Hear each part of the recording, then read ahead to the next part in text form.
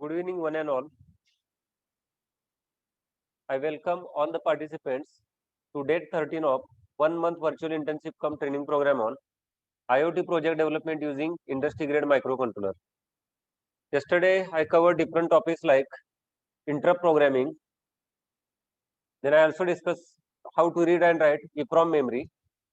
Today, I am going to deliver session on timer 0, and after that, I will discuss some of the IoT based projects that you can implement at your end.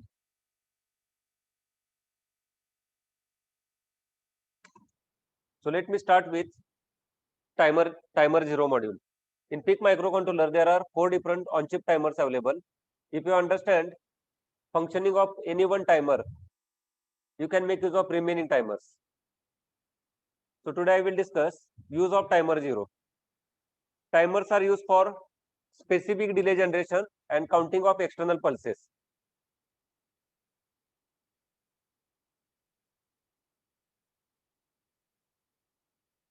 So timer 0 module incorporates following features: software selectable operation as a timer or counter. When clock frequency for timer is coming from on-chip oscillator block, it functions as timer, and such functionality is used for generating specific time delays. For example, in any product, if you require 1 second delay, 2 second delay, something like this, then use timer with on-chip oscillator frequency as input. So this timer can be used in 8-bit as well as 16-bit modes. So I will discuss here use of timer 0 module in 16-bit mode of operation. Registers in timer 0 are readable and writables. There is 8-bit software programmable prescaler. So prescaler is really important. With the help of prescaler, we can control frequency applied to the input of the timer. So there is selectable clock source for internal or external. So clock source for timer 0 can be internal or external.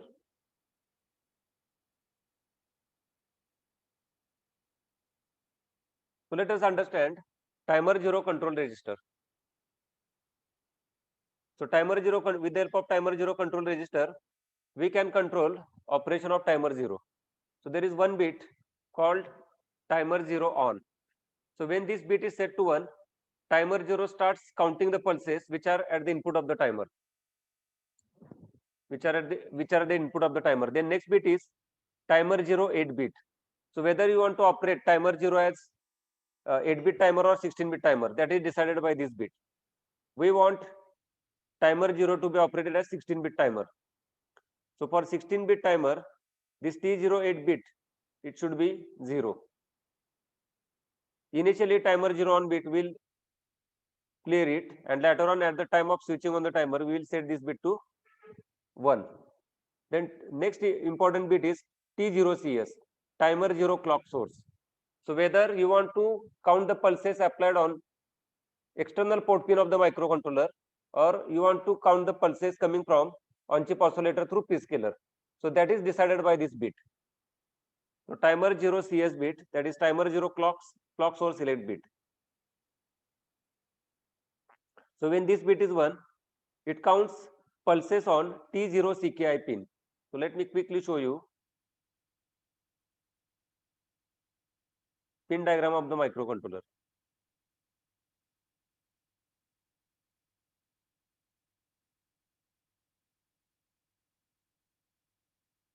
So here is the pin diagram. This T0 CKI pin is multiplexed with RA4 pin. That is pin number 6 of microcontroller. You can apply here external pulses. So these pulses can be counted when you select clock source from external source.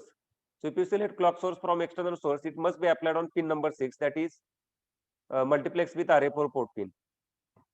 And when you start counting pulses from external pin, your pin number 6 must be configured as input pin, and it must be digital input pin.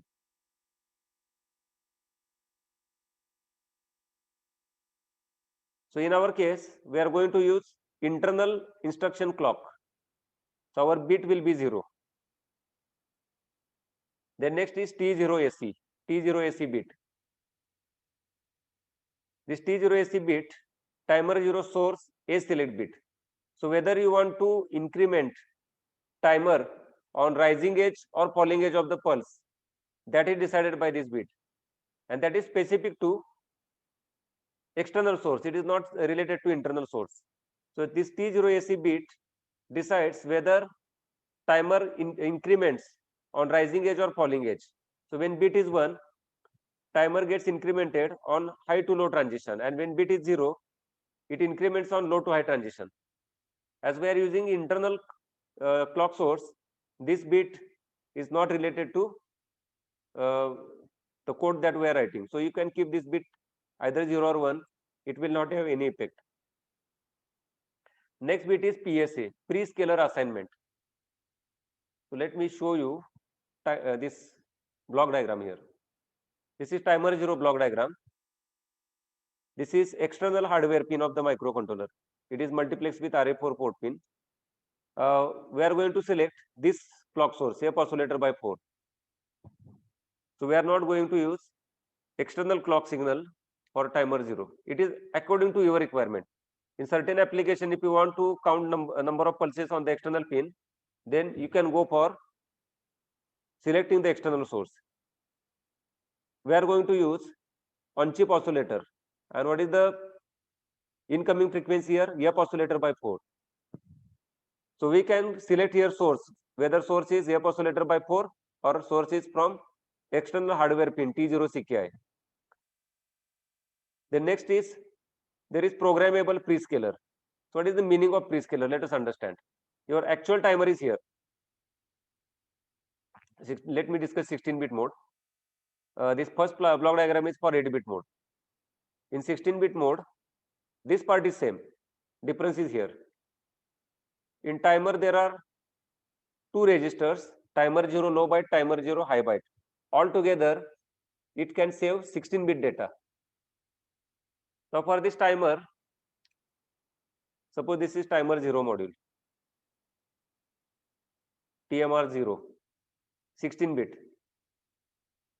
high byte, low byte registers all together. We have prescaler on this side. Understand what is meant by prescaler.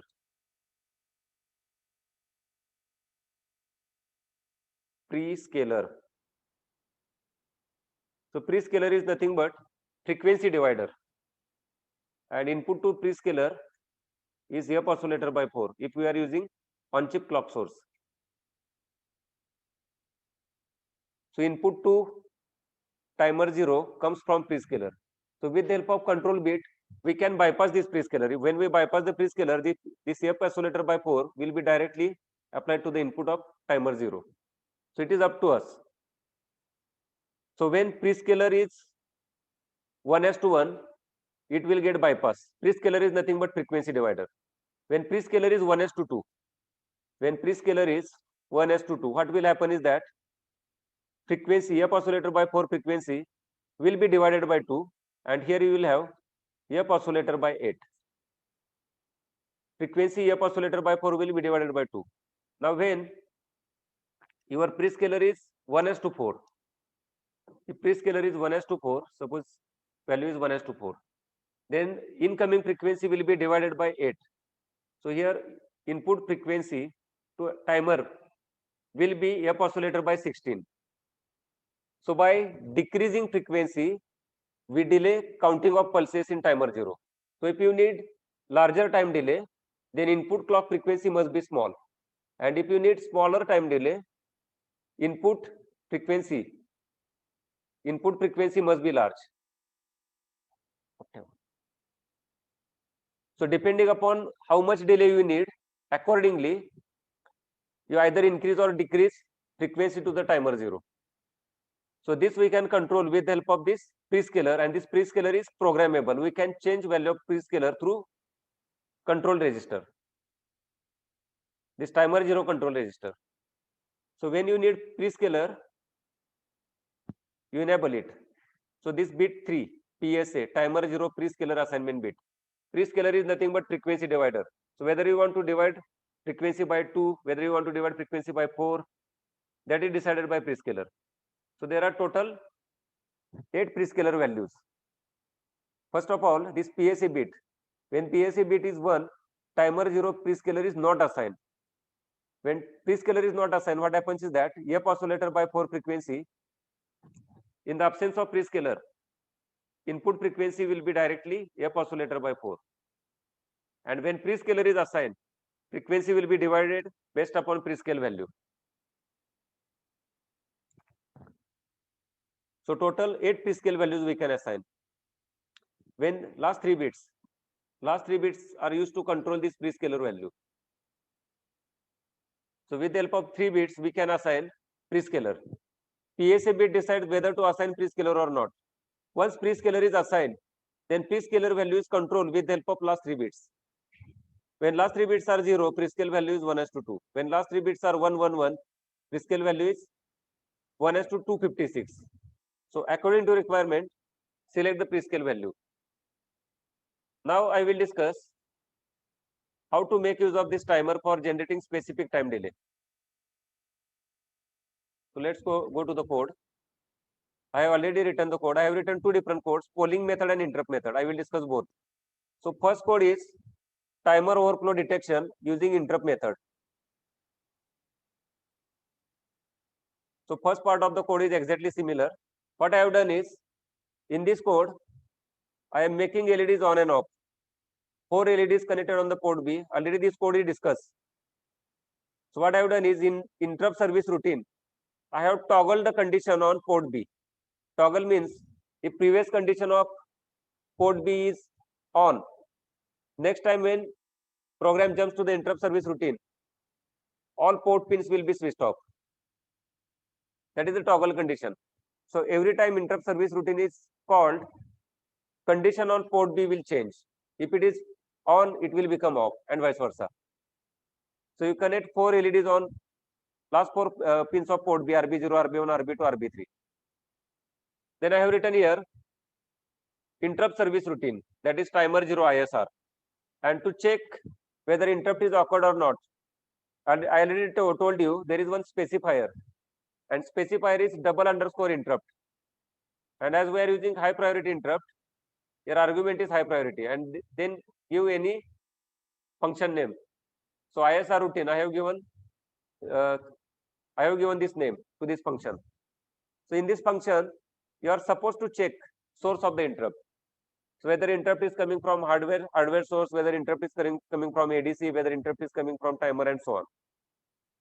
So you can check here sources of multiple interrupts. As we have enabled only one interrupt, that is timer 0 interrupt, I am not checking other interrupt source.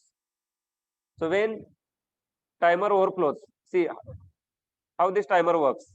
This timer has 2 registers, timer 0 low byte, timer 0 high byte. Both SFRs are 8-bit.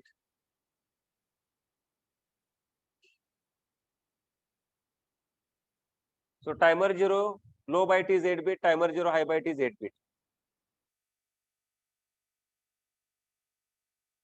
TMR 0 high byte and TMR 0 low byte. 0 means timer 0. There are 4 timers, timer 0, timer 1, timer 2, timer 3. So timer 0 has high byte and low byte. So each register is 8-bit. In 16-bit operation, these 2 registers combine together. So when both timers are loaded with initially, for example, 0x000, altogether it becomes 16-bit. I have written hexadecimal number. When you start this timer, it starts counting input signal. So input pulses. So input pulses may come through prescaler, or they may be directly coming from F oscillator by clock source. So depending upon at what rate they are applied, they are counted. So each and every pulse is counted, which is at the input of the timer. What is the maximum possible value of timer? It is 0xFFF. Minimum possible value is this. Minimum value of timer is 0x00, and maximum value is 0xFFF, hexadecimal. This timer value, minimum value can be 0. However, we can write any intermediate value. So timer need not start counting from 0 value. If you load both this timer with this number, for example 0x3EF0, and if you start the timer, then timer will start counting from this number onwards. So initial number can be anything, including 0. Now when timer overflows from 0xFFF, corresponding flag bit is set. And what is the flag bit here? TMR 0IF. So when timer overflows from 0xFFF to 000, corresponding flag bit is set, and this flag bit is timer 0IF. So if you have enabled the interrupt, then interrupt will be triggered, and in our case it is high priority interrupt. So vector address of high priority interrupt is 0008 hex. So microcontroller will push address of the next instruction on stack memory, and it will jump to the vector address. So at vector address there will be another instruction which will take program execution to the interrupt service routine. So timer 0 is up counter, it is not down counter. It counts the number in upward direction. All timers are up counters. And when timer overflows, its flag bit is set, that is timer 0 IF flag bit is set. So by checking this bit in the interrupt service routine, this is our interrupt service routine. Here we are supposed to check this flag bit. If this flag bit is 1, that means timer overflow is really occurred. Then we must call its interrupt service routine, and I have given name here timer 0 ISR. Its prototype is declared at the beginning of the program here. So let us understand how this timer 0 ISR is written. Very simple code. This is timer 0 ISR. It is user defined function. The moment you enter into this interrupt service routine, disable all interrupts. So clear GIE bit, global interrupt enable bit. So when you clear this bit, all interrupts will get disabled. After that, you clear interrupt flag bit, timer 0 IF flag bit. If flag bit is not cleared, then interrupt may be falsely triggered. After that, switch off the timer. So TMR 0 on bit. I already discussed this SFR. When this timer 0 on bit is 0, timer 0 stops counting. And when this timer 0 on bit is 1, it starts counting. And counting depends upon input frequency.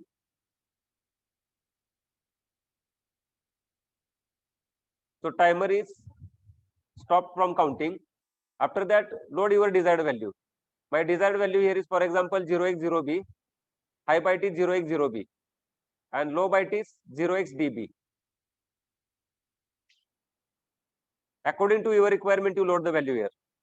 I will discuss one simple calculation to generate the delay. After that, what I am doing is, I am toggling condition on all 4 LEDs.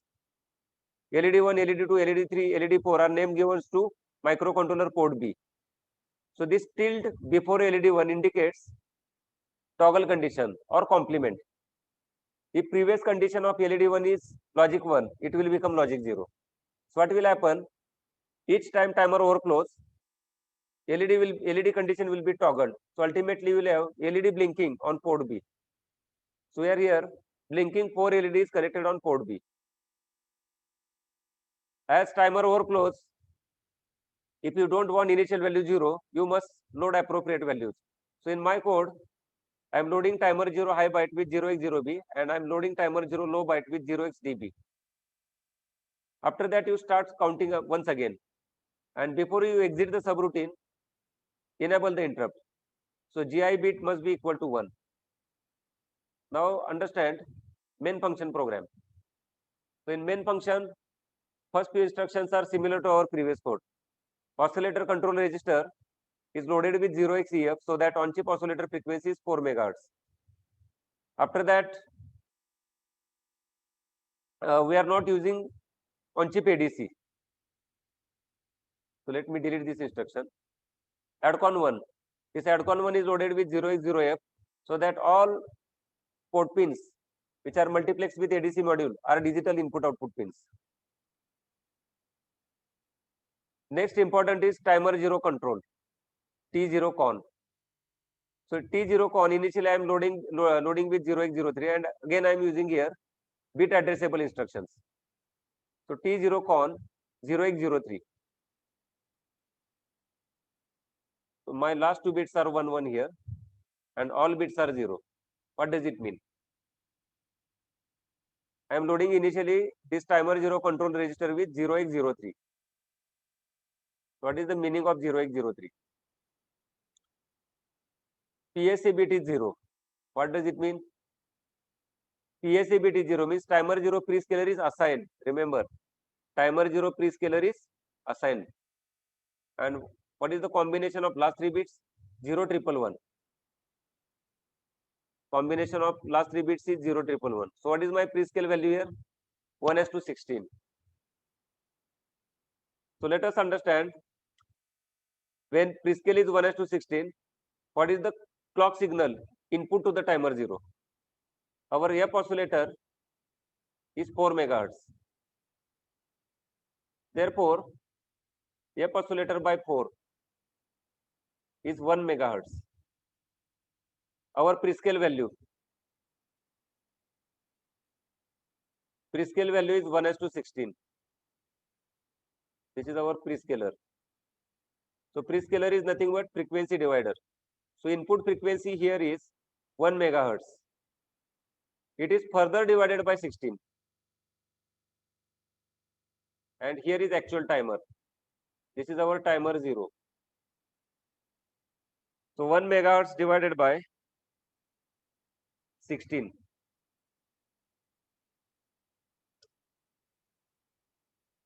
So it is 62.5 kilohertz.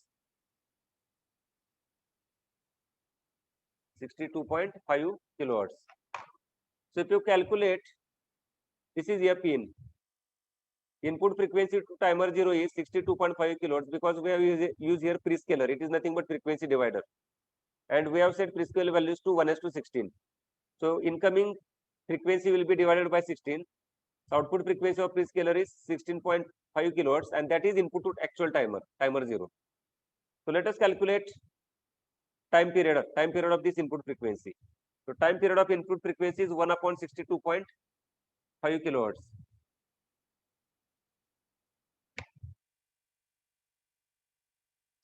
It is 16 microsecond.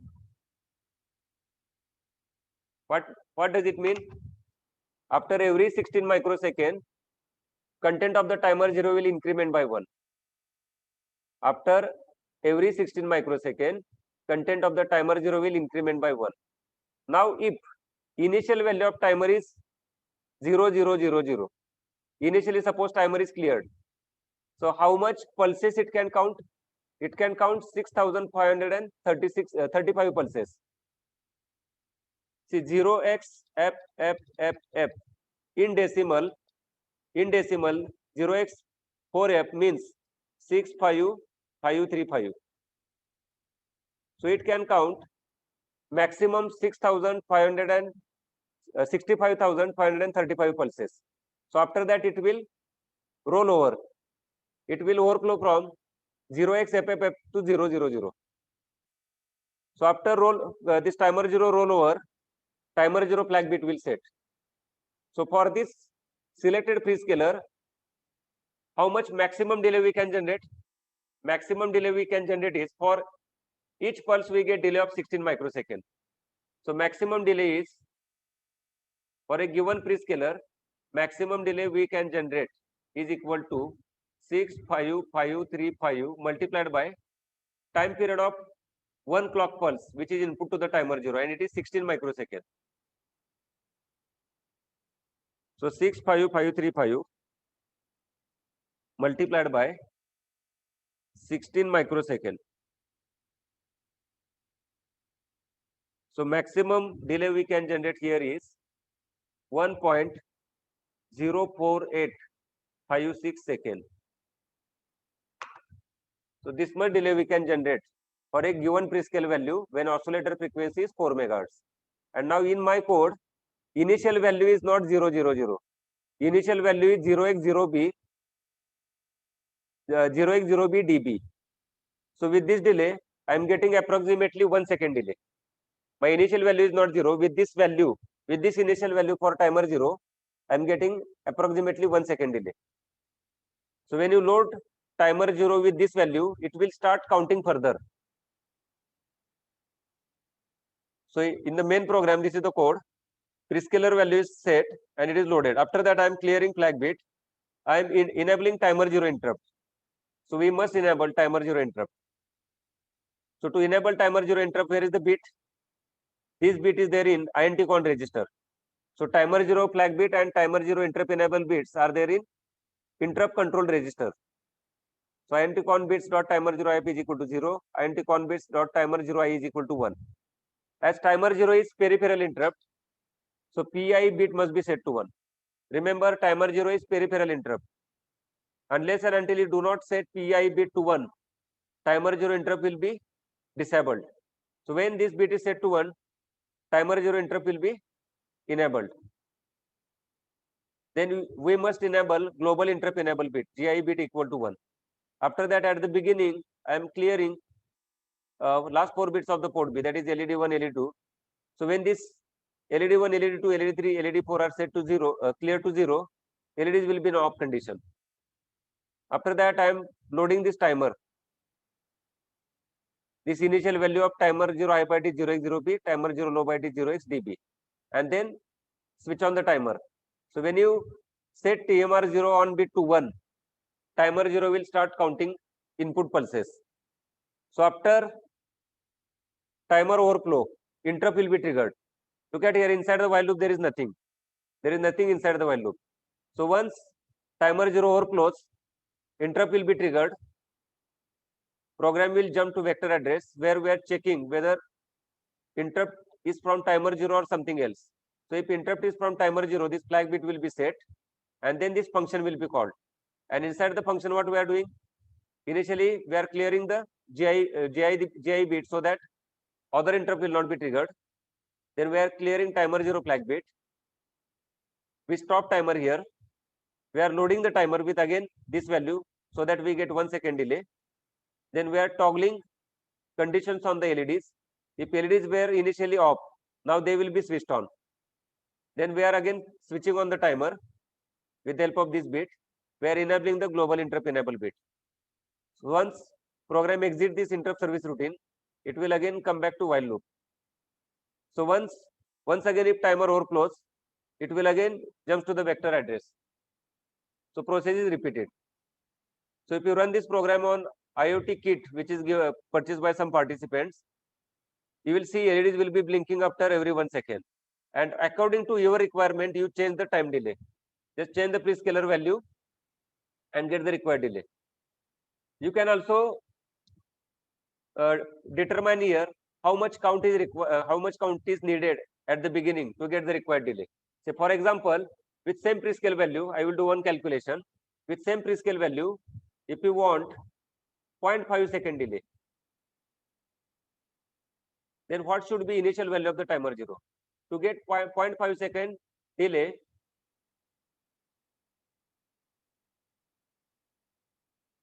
T delay is equal to 0.5 second. Our prescale value is 1:16. And what is the time period of the input signal to the timer 0? This time period is 16 microsecond. So T in is 16 microsecond. Now count is equal to timer count. Count is equal to 65535 minus T delay upon time period of the input pulses to the timer. So that is 65535 minus T delay 0.5 divided by 16 microseconds. 16 into 10 raised to minus 6. 0.5 divided by 16 microsecond, 31,250. So 65535 minus 31250. See, this timer is incrementing on input pulses. So initial value that we want to load in the timer must be subtracted. Whatever number you get here, this ratio, it must be subtracted from 65535. What is the result? 65535 minus 31250. So decimal value is 34285. This decimal value must be converted into hexadecimal value. So let us quickly convert 34285 decimal value 34285. In hexadecimal, if you look at your calculator, hexadecimal value is 85 ED. So hexadecimal value is 0x85 ED. So to get half second delay with timer 0 with a prescaler of 1:16, timer 0 high byte must be loaded with 0x85 and timer 0 low byte must be loaded with 0x ED. Total 4 digits are there in the result, hexadecimal result. So upper two hexadecimal digits must be loaded in timer 0 high byte and last two hexadecimal digits must be loaded in timer 0 low byte. So very simple calculation. Now let us quickly understand. If I run the code,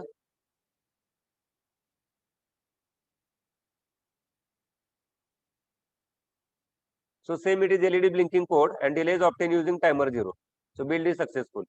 Now I would like to show you another code, timer polling.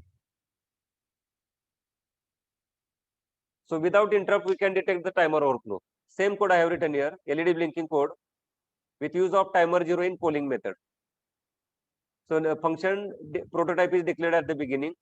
Main program is exactly similar. The only thing is here interrupt due to timer 0 is disabled.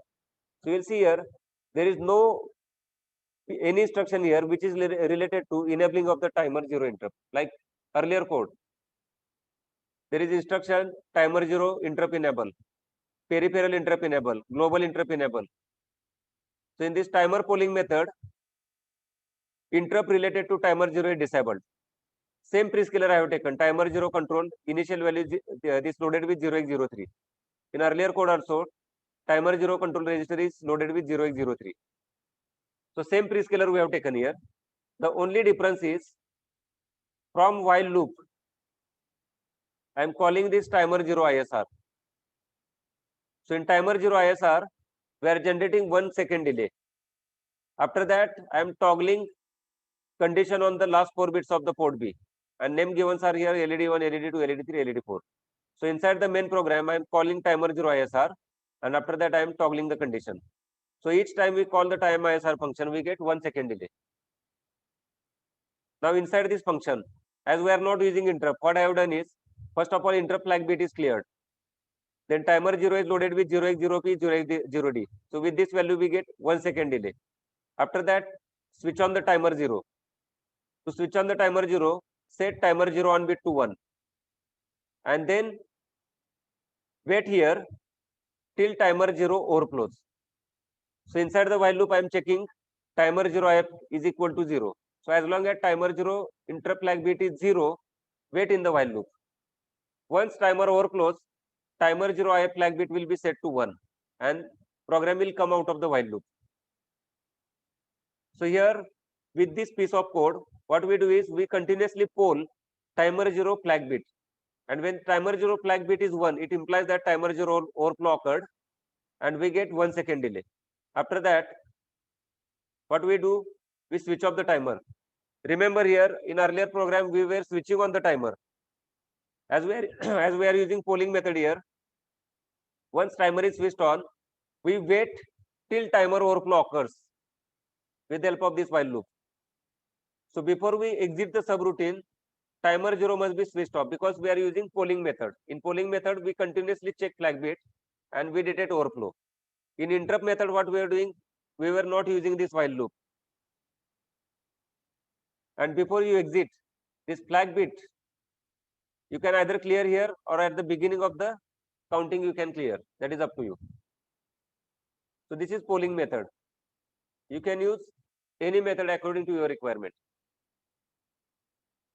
So this is all about use of timer. Timers are used for generating specific time delays and timers are also used for counting external pulses. So it depends upon your application, whether you want to count external pulses or you want to generate time delay. So it is up to you. Now I will discuss some IoT based projects. That projects you can implement on your end, at your end.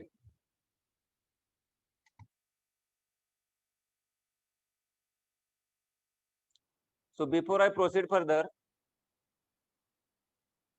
just one thing I would like to discuss is, day before yesterday, I discussed I2C protocol implementation for FDC 1004. FDC 1004 can be used for a variety of applications. One application I already discussed in detail, that is how to do fuel measurement with the help of FDC 1004, and there we use coaxial capacitor. So this is the coaxial capacitor.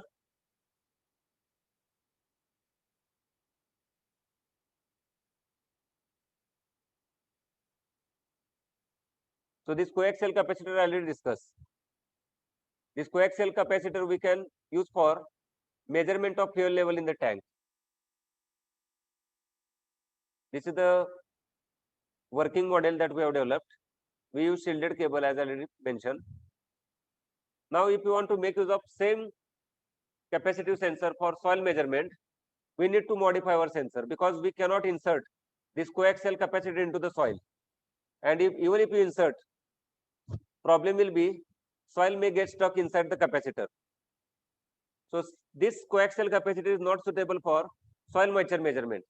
So I already discussed this type of capacitor we can construct on printed circuit board, and this capacitor I have already discussed.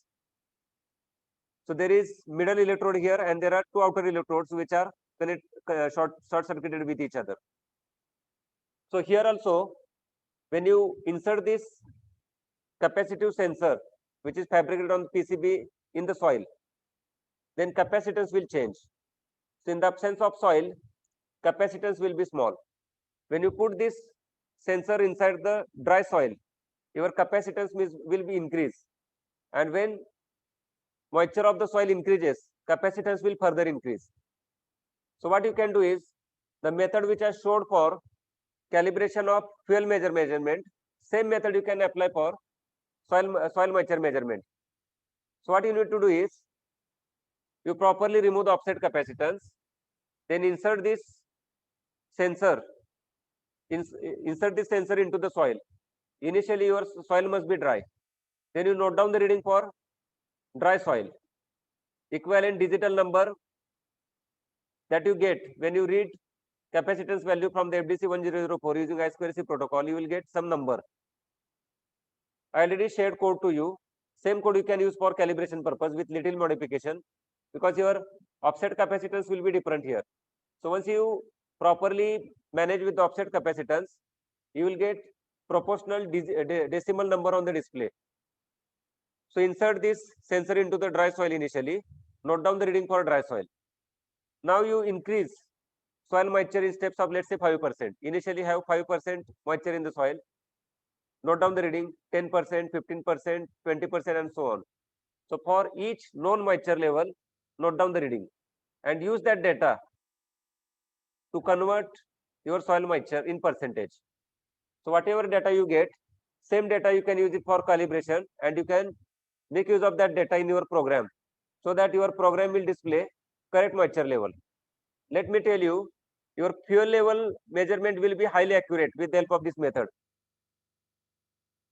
Whatever method you use, especially sensor based sensor which come in contact with soil, your accuracy will be maximum accuracy you may get up to 95%. You may not cross above 95% accuracy. The reason is, when you put this sensor into the soil, each time contact of the soil with sensor will be different, because when you insert it, there is possibility of gap between sensor and the soil.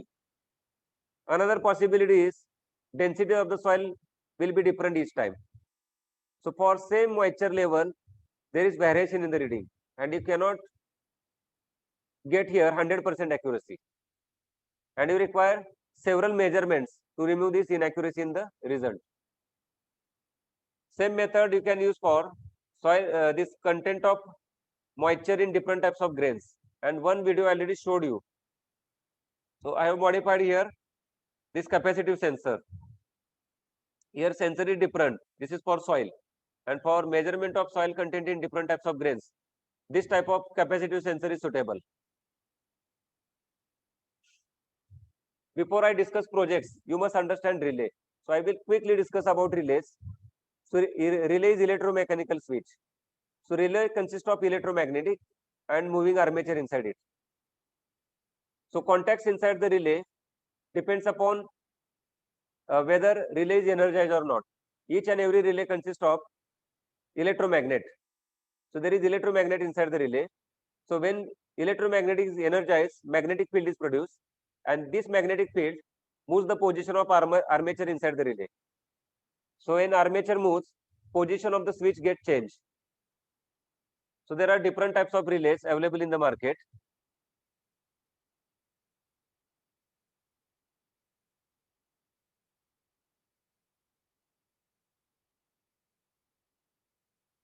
So relay on the left hand side is called sugar cube relay. It is SPDT type relay. SP means single pole double throw. I will discuss what is meant by SPDT.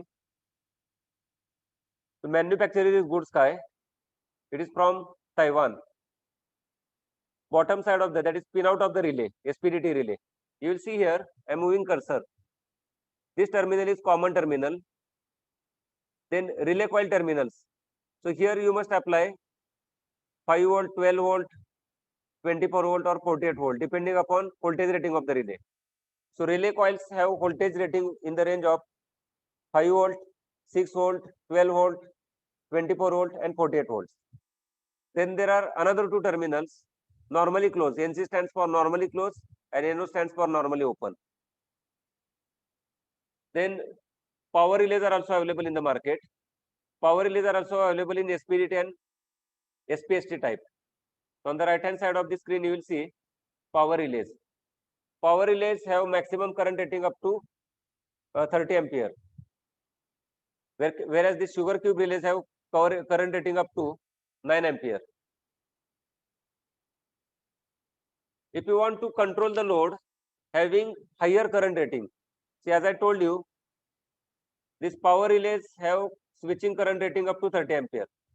But I already explained that these relays should not be used for a switching current greater than 12 ampere. If you use these relays for switching current greater than 12 ampere, then their contacts deteriorates faster. And after few months or few days, these relays will create issue if switching current is greater than 12 ampere. So up to 12 ampere, you can use this. When your switching current is very large, like 30 ampere, 40 ampere, 200 ampere, 400 amperes, then instead of relay, go for contactor. So photograph of two contactors I have shown here. First one is manufacturer of the first contactor there is Siemens, and for second it is ABB. Both companies produce very high quality contactors. Contactors are functionality of the contactor is similar to relays. So this contactor also consists of electromagnet, and usually this voltage rating of magnet is 220 volt. And whereas in relay, we apply energizing voltage in the range of 5 volt, 12 volt, 24 volt, and 48 volt, and so on. So coil voltage of relay is usually DC and it is low. Whereas for contactor, coil voltage of electromagnet is 220 volt, and in foreign countries it is 110 volt. This is three-phase contactor. So there are three switches inside this contactor. So when electromagnetic is energized by applying 220 volt, all these three switches get closed, and when it is de-energized, switches get open. So moving armature is attached with the spring. So when electromagnetic is energized, all three contacts get closed, and switch inside this contactor gets compressed. And when voltage is removed, electromagnet get de-energized, and because of spring, contact gets open. Relay construction. So relay consists of electromagnet as I already said, and there is movable common contact. Look at here. So when this coil is energized by applying the voltage, you cannot apply any voltage. On the relay, voltage rating is mentioned, or in the datasheet of the relay, voltage rating is mentioned.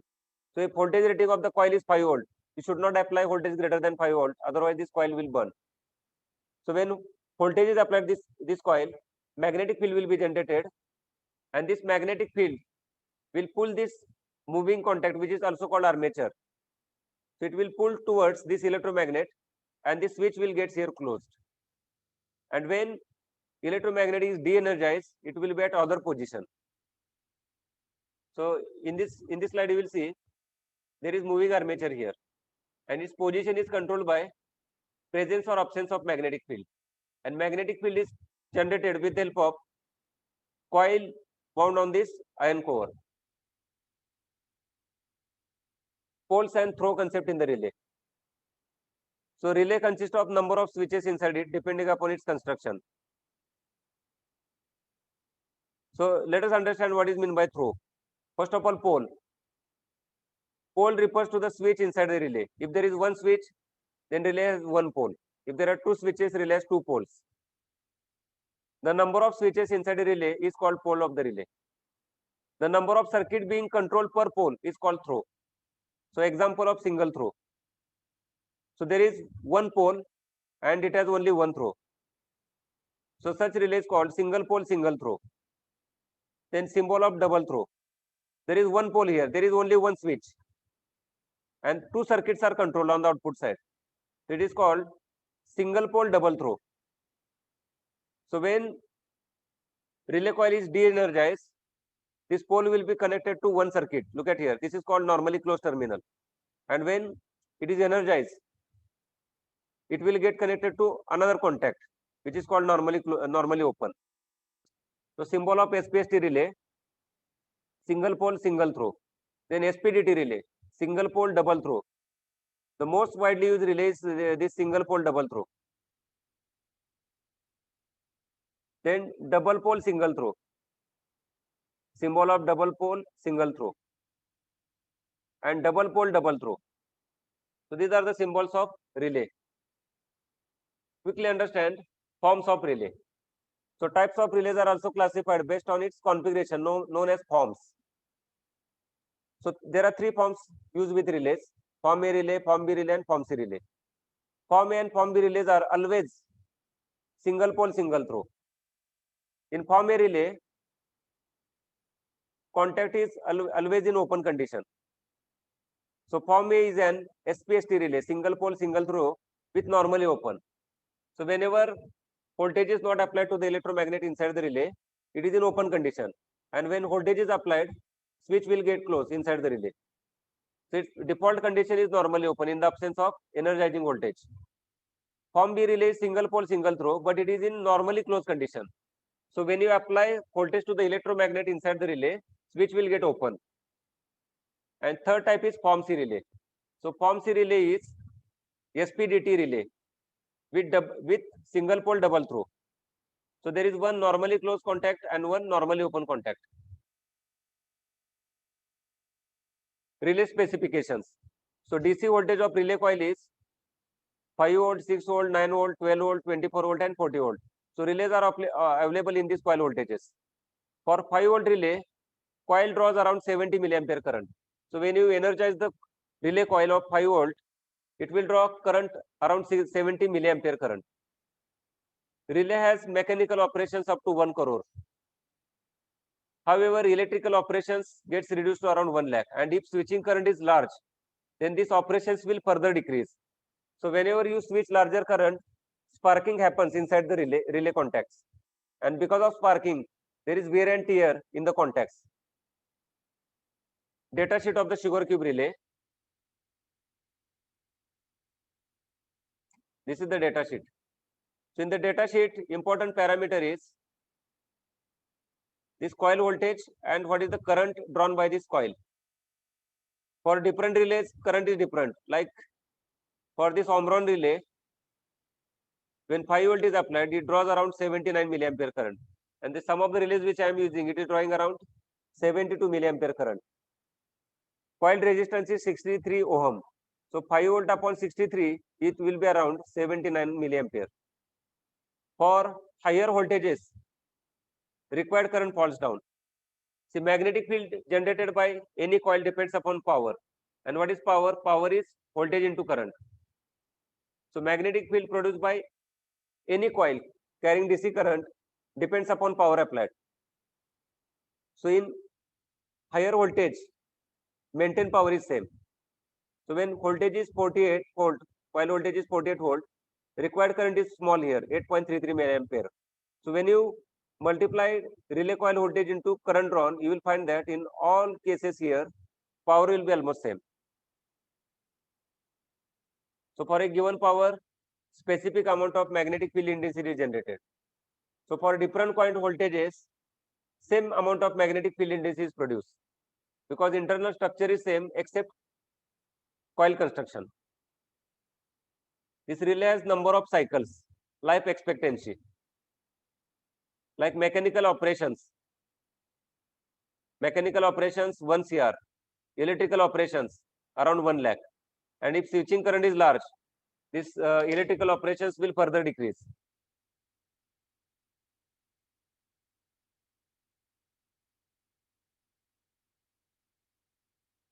Similarly, you can go through the data sheet of power relay. I will share all the data sheets. Relay manufacturing companies. Most of the companies are in China. Hongfa, Leoni, Goodsky. Goodsky is Taiwan. Omron, Japan. OEN, India. Songal, China. This HE also there is in China. I use relays like Hongfa, Goodsky, OEN. So Hongpa, quality of the Hongpa relay is also good. Although it is made from China, but quality is good. Goodsky relays have really excellent quality. Then relay driver circuit. Whatever IoT based project if you take up, and if you want to control any appliance in your home, like AC appliance, without relay it is not possible. So you require relay to control appliance operating on higher power and higher voltage. So let me quickly discuss relay driver circuit. So relay driver circuit, you have two options. You can use transistor as a switch, and second option is ULN2003. So ULN2003 consists of on-chip Darlington pairs, and with the help of this on-chip Darlington pairs, we can control relay coil voltage, or we can also control motor.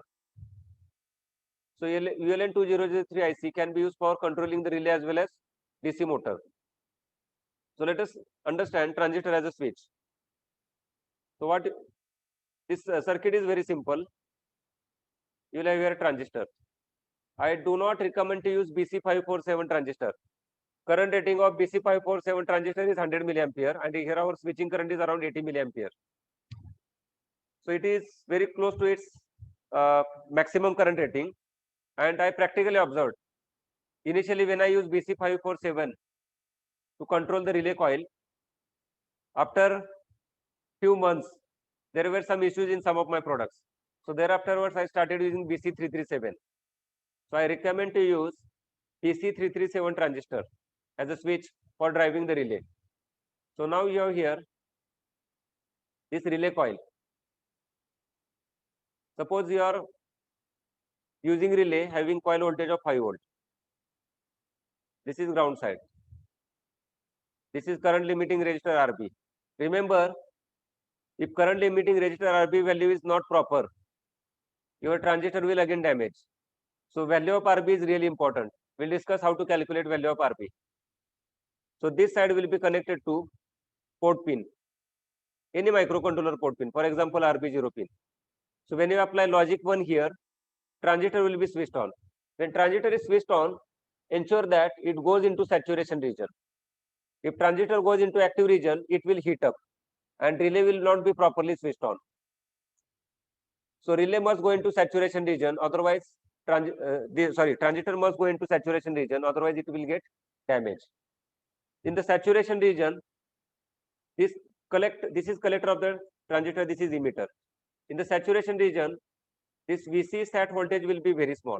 It is around 0.1 volt. So when transistor is in the saturation region, ultimately what happens is that other end of the relay coil gets connected to ground.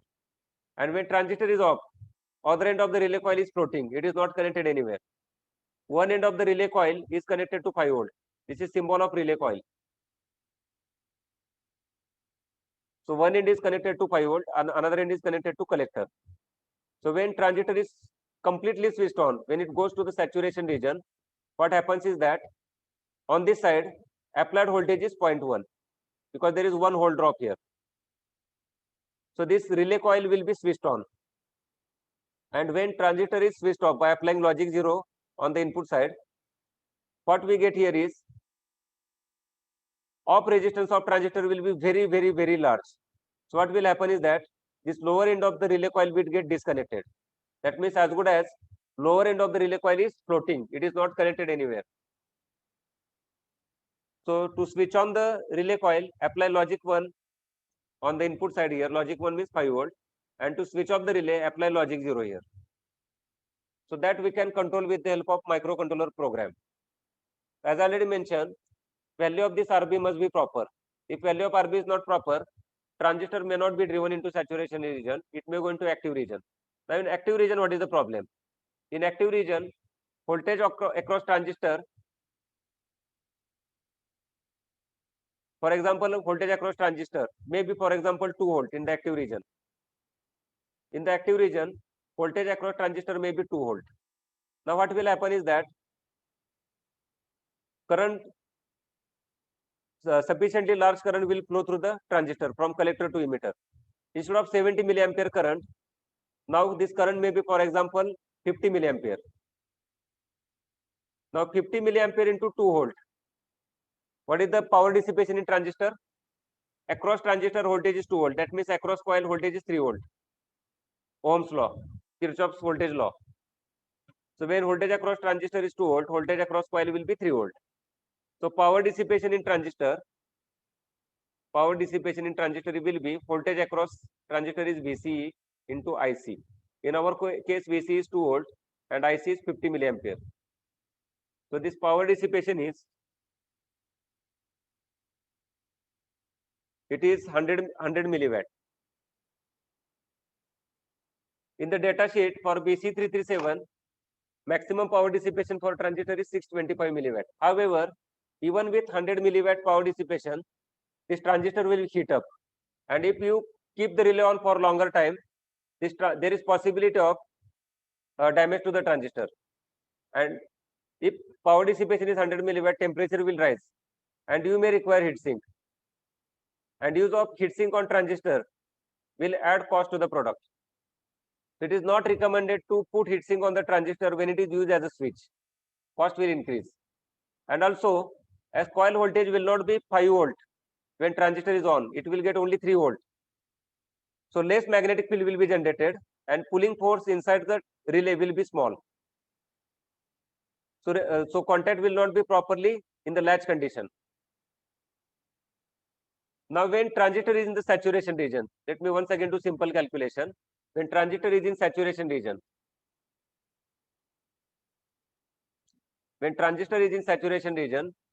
collector to emitter voltage will be 0.1 volt. Collector to emitter voltage is 0.1 volt. VC sat.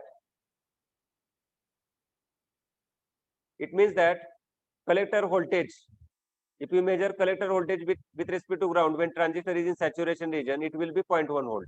So across the coil voltage will be 4.9 volt. So coil enough magnetic field will be generated with 4.9 volt if voltage rating of the relay coil is 5. There is only drop of 0.1 volt. Now if you calculate power dissipation under this condition, current flowing will be around 70 milliampere. Now if you calculate power dissipation in the transistor when it is in saturation region, this is VC sat into IC sat. So I am writing simply IC. So voltage is 0.1 and current is 70 milliampere. What is the power dissipation? It is merely 7 milliwatt. It is very small. And in earlier it was 100 milliwatt. So when relay is switched on by driving transistor into saturation region, power dissipation in transistor is only 7 milliwatt. So it will not cause any damage to the transistor because there will not be any heat issue. Now quickly understand how to calculate value of RB. To calculate value of RB, you must assume that transistor is driven into saturation region. Just one more thing I would like to point out here is when transistor is off, power dissipation in transistor is very small. It will be few microwatts. The reason is when transistor is off, this collector current will be only leakage current. When transistor is off, current flowing through the transistor is leakage current, and leakage current will be microamperes. So in off condition, voltage across coil will be almost zero, and voltage across transistor will be supply voltage. So when transistor is off, when transistor is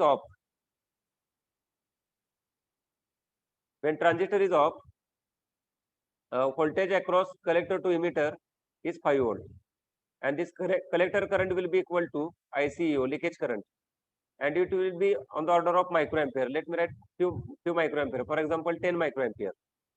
So what is the power dissipation when transistor is off? PDT off, power dissipation in off transistor is 5 volt multiplied by this leakage current 10 microampere. It is 50 microwatt. It is very small. It is not in milliwatts, it is in microwatts. So power dissipation in off transistor is very small because very small amount of current flows through the transistor, and which is nothing but leakage current. Now to calculate this resistor RB, let us quickly calculate value of resistor RB. BC337 is NPN transistor. Its maximum collector current rating is IC max for BC337 transistor is 800 milliampere, whereas for BC547 maximum collector current is 100 milliampere.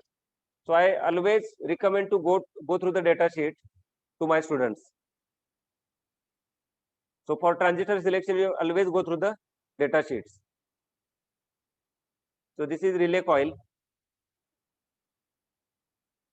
We have 5 volt here.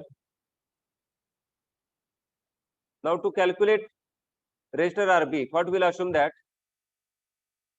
transistor is perfect. In the saturation, time being assumed that VC sat is equal to 0, ideal condition. What is the coil resistance here? In the datasheet, coil resistance given is 63 ohms. Coil resistance is 63 ohms. So when transistor is fully on, assuming that it is ideal transistor, we can calculate maximum current that can flow through the transistor. So when transistor is fully on, we have here equivalent circuit. This is on resistance of the transistor. On resistance is 0 ohm. Ideally, practically there is small resistance. We have 5 volt here, and the resistance of the coil is 63 ohm. So how much current will flow through this transistor? And it is the maximum possible current. It cannot exceed it because this current is limited by now this external load connected to the transistor. We assume minimum resistance of the transistor, that is 0 ohm. Practically, resistance is on the order of 1 ohm, something like this. So 5 volt divided by 63, Ohm's law. Current is 79 milliampere. So IC max. It is also called IC saturation. Why saturation? Because beyond this value, current will not be increased because load impedance here is 63 ohm, and because of this load impedance, further current is not possible to increase. So this is called IC sat, and it is 79 milliampere. Now our maximum current we have got here, that is 79 milliampere. So when we set RB in such a way that collector current becomes 79 milliampere, transistor will be in saturation region. Look at here.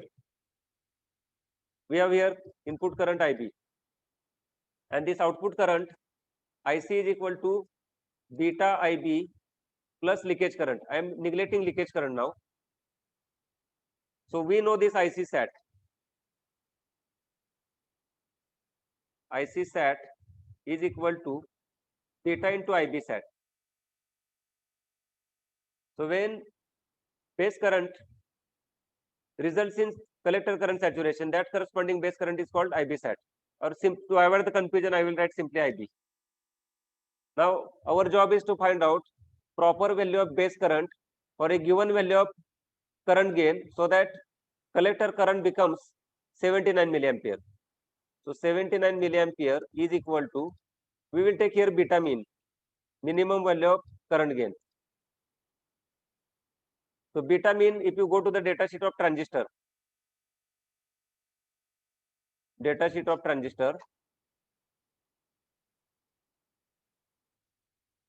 BC337, in the data sheet, all parameters are given. Collector emitter breakdown voltage, it is given. So collector emitter voltage should not be greater than 45 when transistor is off. Otherwise, collector to emitter junction will get damaged. So across collector to emitter, when transistor is off, maximum voltage appear across the transistor. So that voltage should not exceed 45. It is highlighted in this data sheet. So maximum collector emitter breakdown voltage is 45. Then current gain is given. Symbol used here is HFE. We can use HFE or beta. What is the minimum current gain? 100. And what is the maximum current gain? 630. So let us do calculation for minimum current gain. Minimum current gain is 100. The saturation voltage is mentioned here. Worst case is 0.7. I have practically measured. I am getting saturation voltage of 0.1 volt. So let us take minimum value of current gain equal to 100. And one more thing, power dissipation. Power dissipation is also given. Power dissipation of this transistor is 625 milliwatt. Power dissipation 625 milliwatt for BC337. So minimum beta from the data sheet we are supposed to take, that is 100. Now we can calculate this IB mean. Minimum base current which results in 79 milliampere collector current. So IB mean is equal to 79 milliampere divided by current gain, minimum current gain of 100. It is 0.79 milliampere. So minimum value of base current must be 0.79 milliampere. If for example base current is 0.1 milliampere, then collector current will be very small. It will not be 79 milliampere. You can calculate. For example, if base current is 0.1 milliampere, what will be IC? If current gain is 100, and base current is 0.1, so what will be collector current? 100 is current gain, 0.1 is the base current. Your collector current will be 10 milliampere. So relay coil will not be properly energized. It requires 70 milliampere current, and transistor will be in active region. It will heat up. So our base current, this base current must be greater than IB mean, greater than or equal to. So base current must be greater than or equal to IB mean. So let us do calculation. So calculation we'll do with respect to this circuit.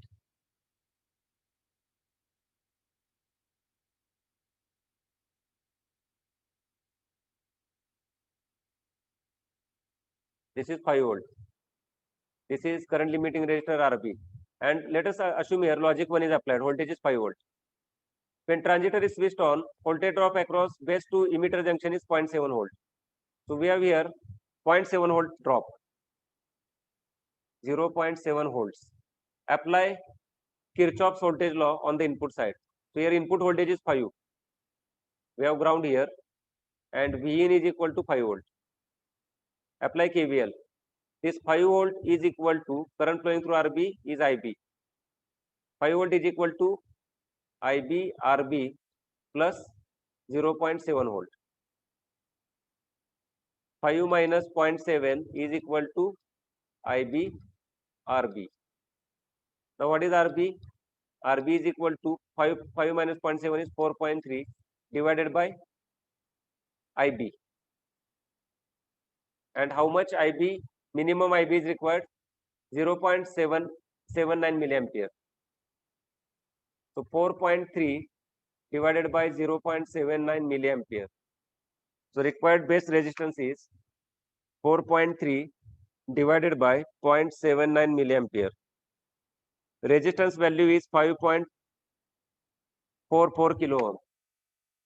RB value is 5.44 kilo ohm. If you use base resistance greater than 5.44 kilo ohm, transistor may go into active region. That we don't want. So your resistance value must be less than this, so that base current will be greater than 0.79 milliampere. So RB must be less than or equal to 5.44 kilo ohm. So I usually use 2.2 kilo ohm RB value for driving this relay through BC337 transistor. Okay. So this is how you can do calculation.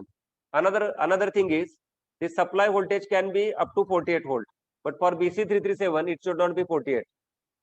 So same circuit you can use. Of course, RB value may be different. So if your relay coil voltage is, for example, 24 volt, you can still use BC337 transistor. Same BC337 transistor you can use when relay operates on 24 volt DC. You properly calculate RB value here, depending upon saturation current of the transistor. Still 24 volt relay coil we can control with 5 volt. So 5 volt we can generate on microcontroller port pin. So just by applying 5 volt, we can control relay coil operating on 24 volt. Same circuit. Let me quickly discuss some other important parameters associated with the relay. See, relay basically consists of electromagnet, and whenever any coil is energized and switched off, according to Faraday's law of induction, electric field is induced, and usually this induced electric field is large. So whenever any coil is switched on and off, back EMF is generated. Why it is called back EMF? The reason is, suppose this coil is on. When coil is on, initially we have positive voltage here and we have here ground voltage. Okay. When this coil is switched off, magnetic field suddenly collapses. What is Faraday's law of induction? Rate of change of magnetic field linked with any coil induces voltage across the coil terminals. So rate of change of magnetic flux linked to any coil produces voltage or induces voltage. Now when coil is energized, there is magnetic field, and when you switch off the coil, suddenly there is change in magnetic field. Magnetic field reduces to zero suddenly. So this causes induction of voltage, and according to Lenz's law, this induced voltage is opposite. So when coil is switched off, you will have negative voltage here and positive voltage on this side. And as magnetic field is suddenly collapsing, induced voltage may be large. For 12 volt relay, this induced voltage may go to minus 60 volt.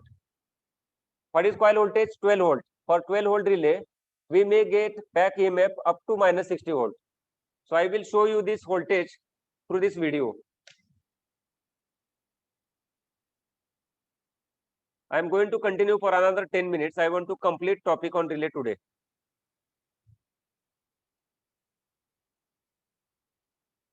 So in this relay, look at here, relay driver circuit. In third and fourth video, I am showing voltage across this relay coil. And what is the voltage rating of relay coil? It is 12 volt. It is shown here.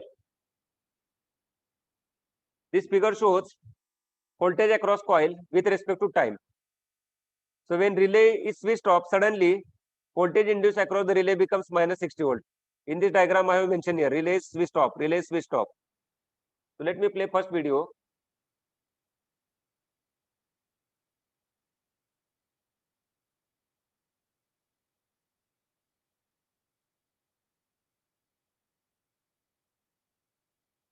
Relay operation.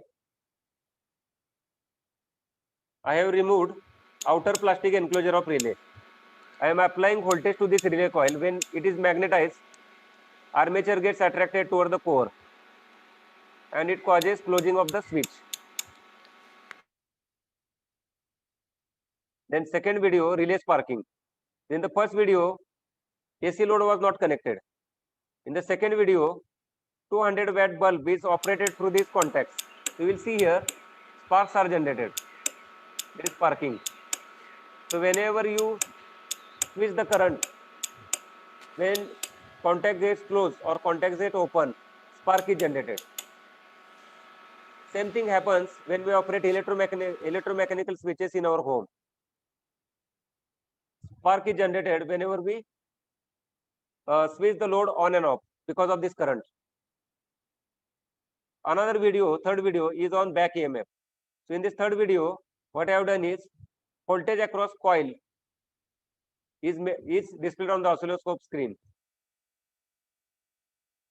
So in this video, what I am showing is voltage across the coil on the oscilloscope screen, and I am using here relay operating on 12 volt, and I am using transistor as a switch. So by applying logic 1 on the transistor base, I am making relay on and off. You will see their pulses are generated. This volts per division knob is at 20. So if you check the voltage, it is reaching around minus 60 volt. Let me once again play this video. So induced voltage across the coil, back EMF, it is reaching around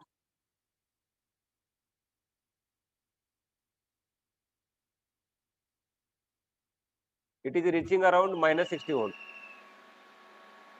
And this back EMF may cause serious problems in the product. It may cause issues in sensor. It may cause microcontroller reset. So this back EMF may reset the microcontroller. And to suppress this back EMF, we need to connect diode across the relay coil. And this diode is called freewheeling diode. So this freewheeling diode suppresses the back EMF generated across the relay coil. So one more video, suppress back EMF. So in the fourth video, what I have done, I have connected freewheeling diode across the relay coil. So there is no back EMF generated when freewheeling diode is used in the circuit. So freewheeling diode is really must. If you do not connect freewheeling diode across the relay coil, then there is serious issue like unwanted reset.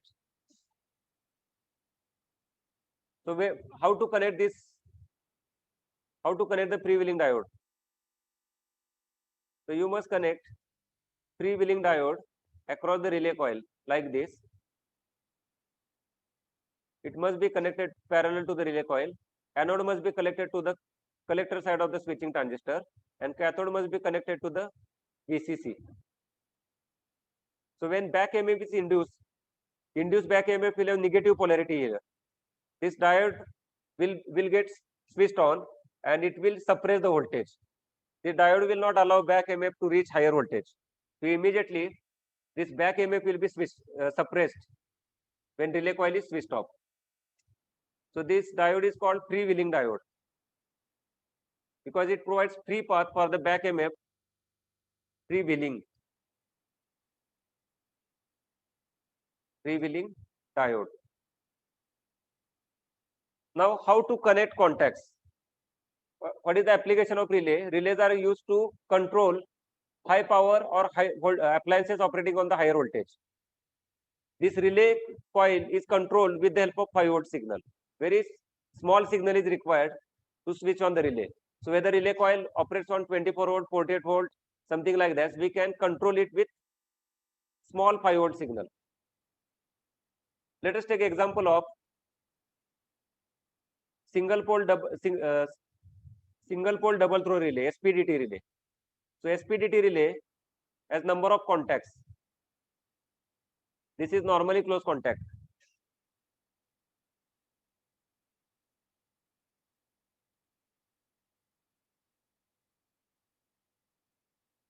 One is normally open. Suppose this is normally closed contact. This is common terminal of the relay. Relay has 3 terminals. So we have here, when relay coil is not de-energized, this pole will be on NC terminal, and this is common terminal. You can control load on NC or normally open. This another terminal is normally open terminal. So common terminal, normally closed terminal, and normally open terminal. So you can connect load in between either common and NC terminal or common and NO terminal. So for example, we have 200 watt bulb. and we want to control this 200-watt bulb with the help of this relay. So you will have neutral connection. So you will have a neutral wire, then live wire to 20-volt AC. This is phase or live wire, and this is neutral wire. Now what you can do is connect this phase wire to common terminal of relay and connect NO terminal of the relay. Connect this NO terminal of the relay to another end of the bulb.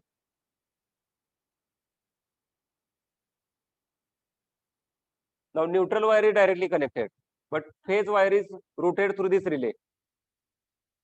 When relay coil is de-energized, this pole is at NC terminal. That means phase is available on normally closed terminal, and we have connected normally open terminal to the second terminal of the bulb. Now when you apply logic 1 on the input side of this driver circuit, transistor will be driven into saturation region, and this relay will be switched on. When relay is switched on, this pole will move towards NO terminal. Pole will move towards NO terminal. This pole connected to common terminal will be connected to NO terminal. So what will happen? This phase will get applied to NO terminal, and this bulb will get switched on. And when you apply logic 0 to the transistor, bulb will get switched off. So just by applying 5 volt, you can switch on the bulb, and by applying logic 0, you can switch off the bulb. So it can be bulb, it can be motor, it can be any appliance. So any high power or appliance operating high voltage, you can control through relay by applying small voltage through microcontroller. That is the purpose of relay. And when switching current is very large, when this switching current of the load is very large, what you need is contactor.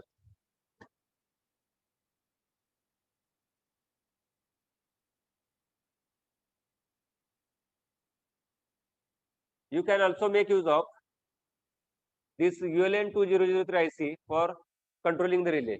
Now problem with ULN 2003 IC is there are 7 inputs, 7 outputs. You can connect 7 devices. In your product, you require only one relay. Then there is no point in using ULN 2003 IC. It will increase size of the PCB. So there you go for PC337 transistor as a switch. So if you require more number of relays in your product, then you go for this relay driver IC, that is ULN 2003. It is also called motor driver IC, and connections are shown in this slide. So on input pin, you can apply logic 1, that is 5 volt. When you apply logic 1, what will happen is, look at here, what is connected here? For example, alternator. Alternator is connected in between NO terminal and common terminal. This is relay coil. One end is connected to 12 volt. This ULN IC has common terminal. Then another end of the relay coil is connected to, for example, output pin. There are 7 output pins. Now what happens is that when you apply control signal, logic 1 control signal on input, inside this driver IC there are transistors. So that transistor gets switched on. It is similar to transistor as a switch. The only difference is we are using single transistor, and in ULN driver IC there are Darlington pairs. Darlington pair has higher current gain. That is the only difference.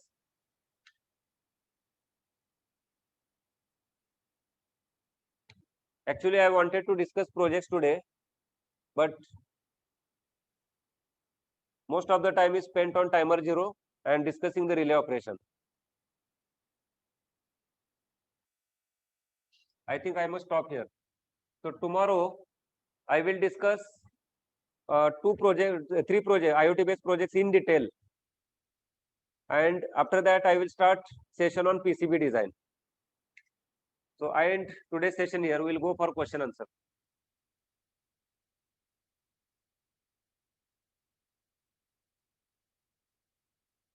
There is one comment from Mr. Shivam. All PDF files were uploaded on the Google Drive. We can directly download it from there. See, if we start sharing resource material on the WhatsApp group, problem is there will be so many messages get posted. Instead, what we are doing is all resource material we have uploaded on the Google Drive. Link is already shared on WhatsApp group. You just download it from there.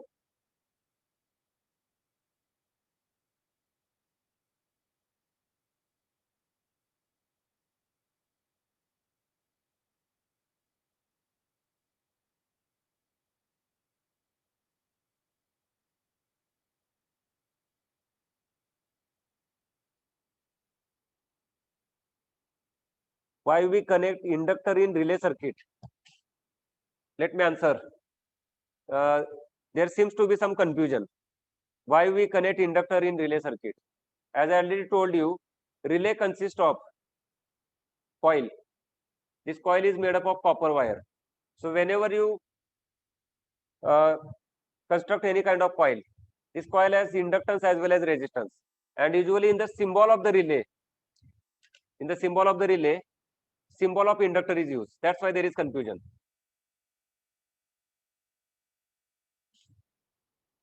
Relay is made up of copper coil. It is wound on the iron core, and symbol used for the relay coil is similar to inductor.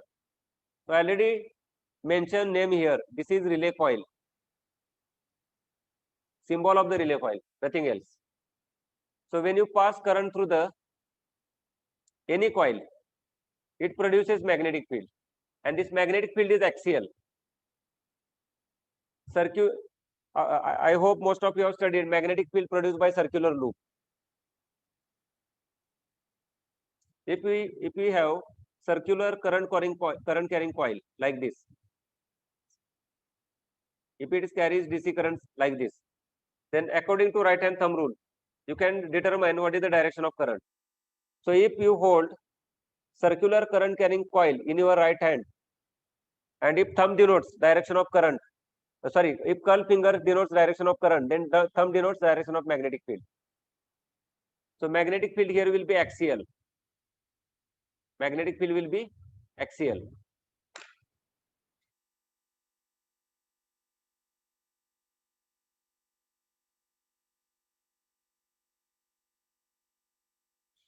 Why don't we design relay with internal switch? Relay manufacturers don't manufacture such type of relays.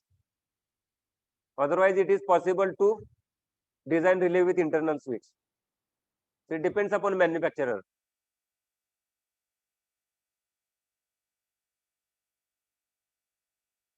So there is no inductor in the circuit, relay circuit. It is the inductance of the relay coil, and that is the symbol I used. So why don't we design relay with internal switch? I already answered. Relays are manufactured by manufacturers, and there is standard size for the relays. If you buy any relay, for example, sugar cube relay or power relay, maybe form A, form B. Different relay manufacturers manufacture their relay with standard size. Their pinout is exactly same. Pin dimensions are also exactly same. Spacing between the pins are exactly same. So there is relay standard used for manufacturing.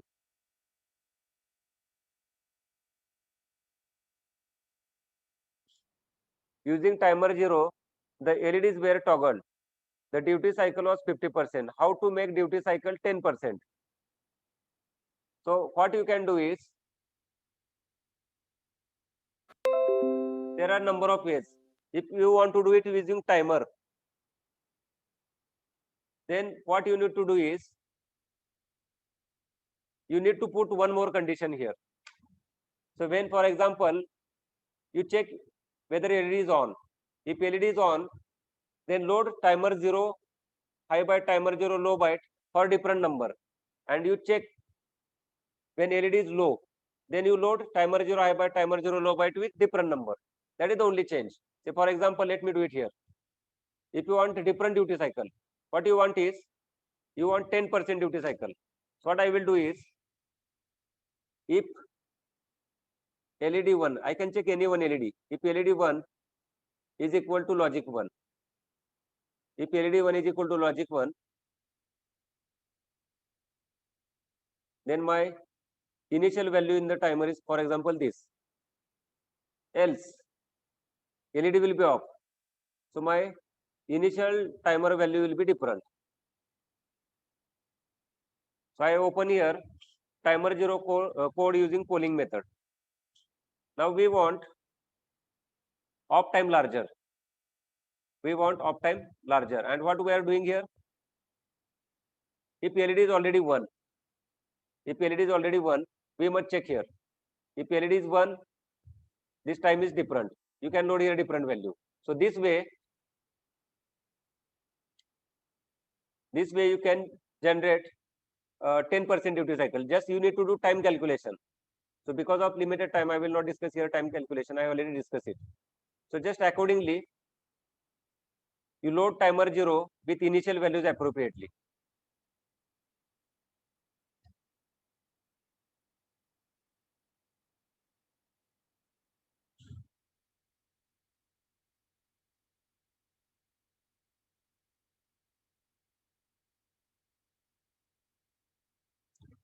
When I use relay in my diploma project, they told me not to keep relays bottom side solder points in any conductive material. Why? Answer is simple. There is possibility of short circuit. Let me show you bottom side of the relay.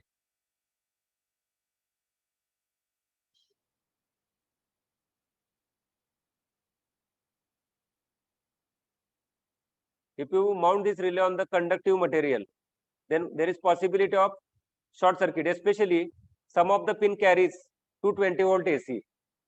So this 220 volt AC may come in contact with conducting material.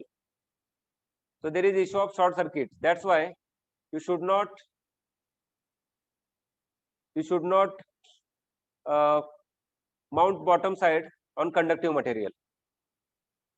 There is issue of short circuit.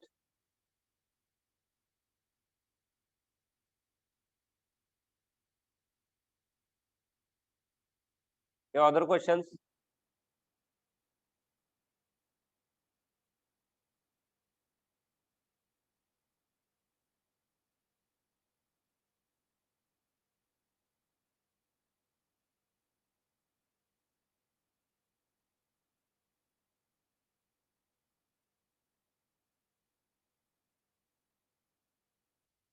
Please write your questions in chat box.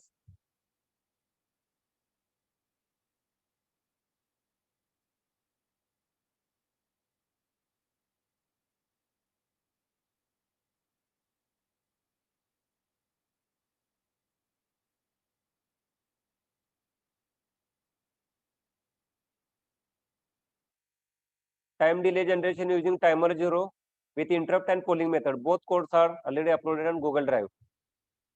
Just download and go through them.